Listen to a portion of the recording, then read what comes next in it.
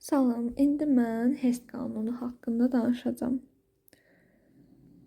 HES qanunu istifadə olunur termokimyəvi tənliklərdə və termokimyanın əsas qanunudur.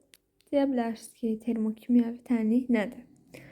Ümumiyyətlə, bir dənə tənlik, yəni tənlik dedikdə reaksiya nəzərdə tutulur. Reaksiya yazsam, NH3 üstəgəl H xlor alındı NH4 xlor. Bu bir kimyəvi tənlikdir.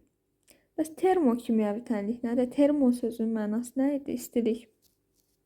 Termokimyəvi tənlikdə həm ayrılan, udulan istilik miqdarı, yəni istilik effekti, həm də aqreqat halları göstərilməlidir. Yəni əgər burada qaz halında, qaz halı, aqreqat halını göstərsəm, sonra da ayrılan istilik miqdarını göstərsəm, 175.8 kilojoule bölü mol.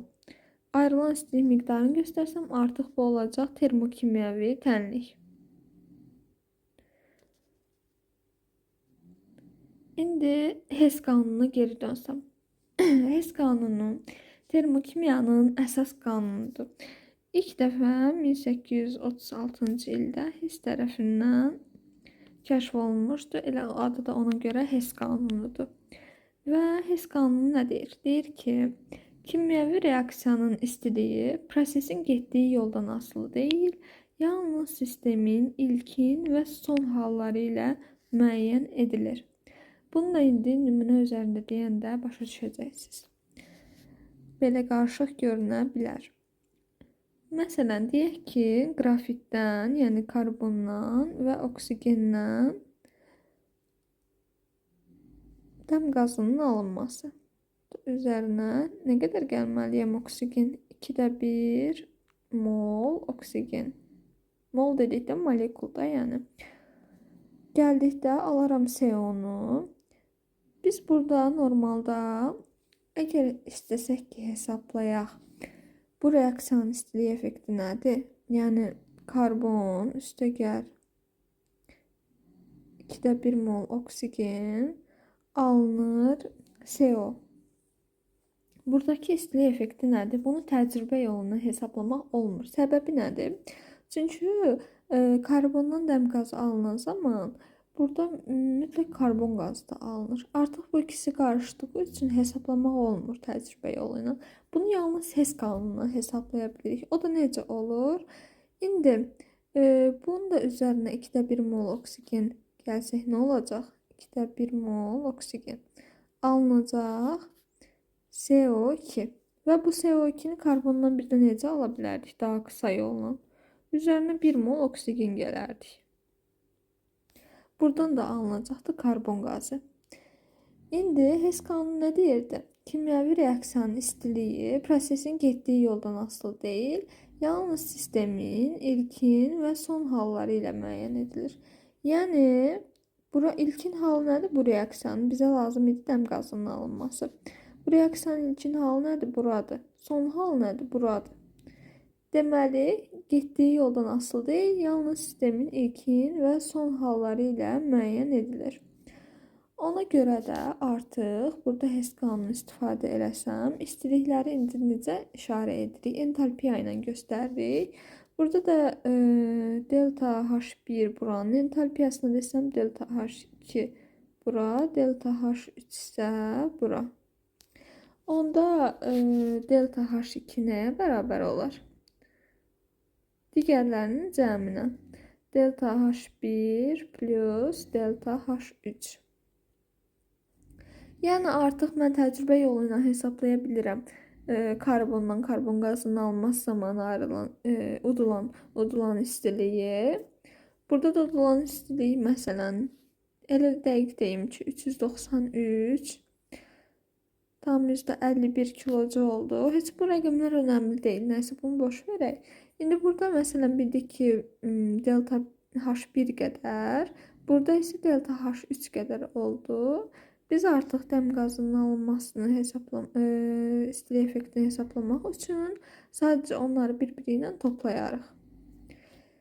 Və buradan da nəticə nə çıxdı? Hess qanununun nəticəsi odur ki, kimyəvi reaksiyanın istiliyi prosesin getdiyi yoldan asılı deyil, yalnız sistemin ilkin və son hallarından asılıdır. İndi bir də burada yazdığım amonyakın reaksiyası ilə davam eləsəm, bir dənə də onun davamını yazım. Burada məsələn qaz halında yazmışam alınması 175,8 kilojol. İndi bunu sulu məhlula keçirsək nə olar?